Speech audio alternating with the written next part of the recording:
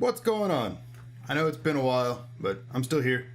Just been busy doing all kinds of crazy shit. So, lots of this. Oh yeah. A little bit of this.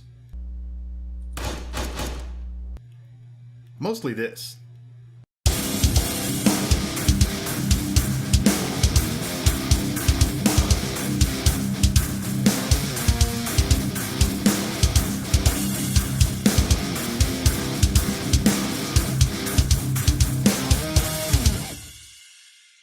But yeah, today's kind of a special day, in a way.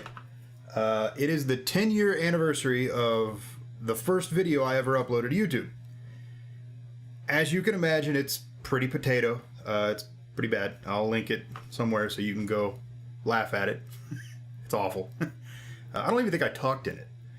But regardless, it is about this guitar right here. Obviously, I still have it. I've had it for quite a while. I don't plan on selling it. It's the first guitar I ever bought.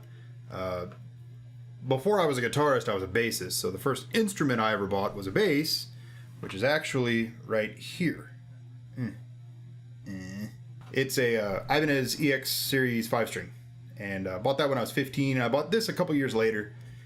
This is an S540LTD that was made in '94, I believe.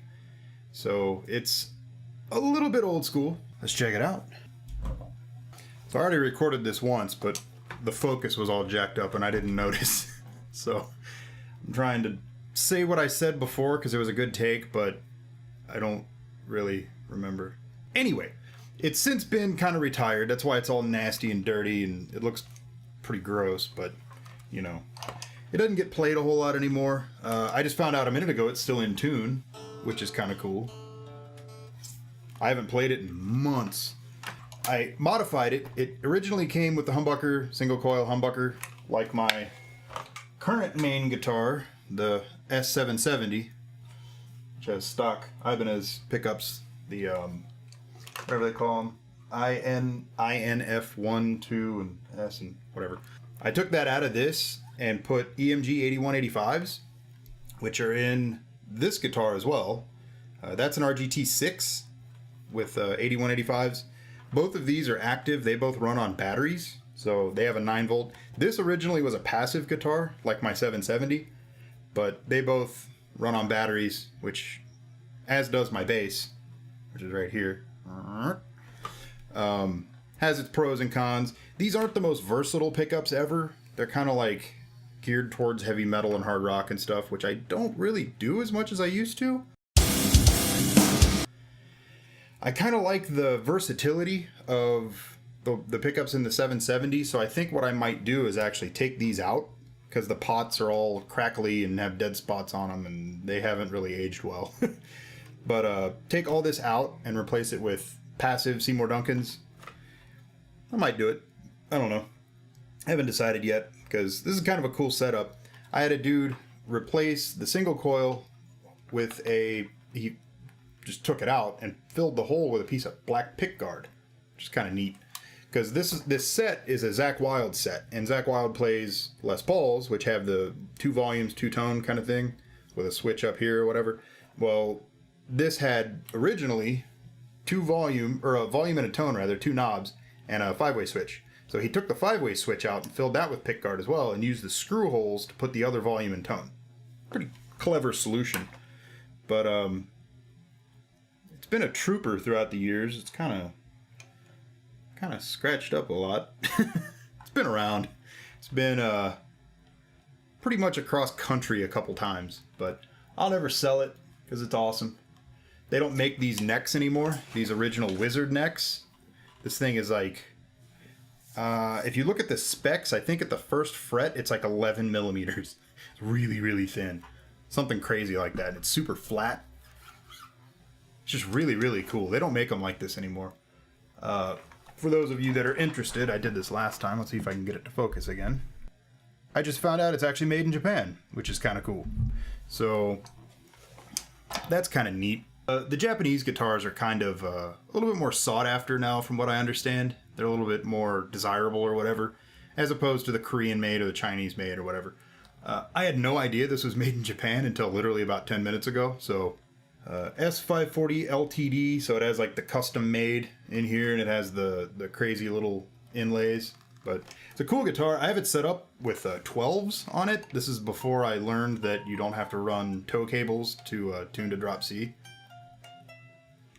I run 10 to 52 NYXLs now. Watch my NYXL video. They're really, really good strings. Highly recommended. They're awesome. But yeah, I run 10 to 52s on everything else, and this has 12 to huge on it, and it's hard to play. It is very, very hard.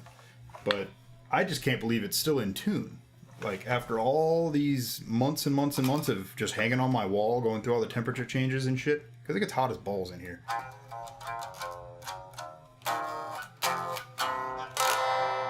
So yeah, that's what I made my first video ever about, was this damn thing. Had it for a long time. It's kind of got some sentimental value. It's the first guitar I ever bought, so I'd really like to start playing it again. I need to clean it up, though, because it's nasty. I don't know if you can see all the dust and crap and just... Ugh. Really, really awesome guitars. The S series has been kind of a, for lack of a better way of putting it, a trademark of mine, sort of. I've always loved them. This is the first guitar I ever bought. I have the 770. I do have the RG. I mean, I'm a huge Ibanez fan. Ibanez anything, but really, really love the S series. I like how thin they are and they're light, and the necks on them are really flat. But I do kind of tend to like the versatility of the passive pickups now. So that's why I'm thinking about switching this back over. I'd also really like to get a Prestige. I'm telling you, if they made an alder-bodied S series with humbucker single, so it could be like a S series Strat, I would buy like 5 of them. That would be amazing. But unless you go back to like the old Sabre series and stuff, they don't do any humbucker single anymore. So the only thing is that's close to that is the Andy Timmons guitars, which are killer. I really want one. I think I might buy one actually, because they're alder body. Ugh. They're alder body, and they have kind of an RG shape, like this sort of, but a little bit more pointy. But the pickups and stuff are humbucker single, and it's made of alder, like I said, so it has that bright kind of stratty tone. Most Strats are made of alder. So that's about as close as you can get to a Strat copy while sticking with Ibanez. I wish they would make an S series Strat copy. I would buy one so fast it'd make your head spin. But they don't. They are all mahogany, for the most part, as far as I know.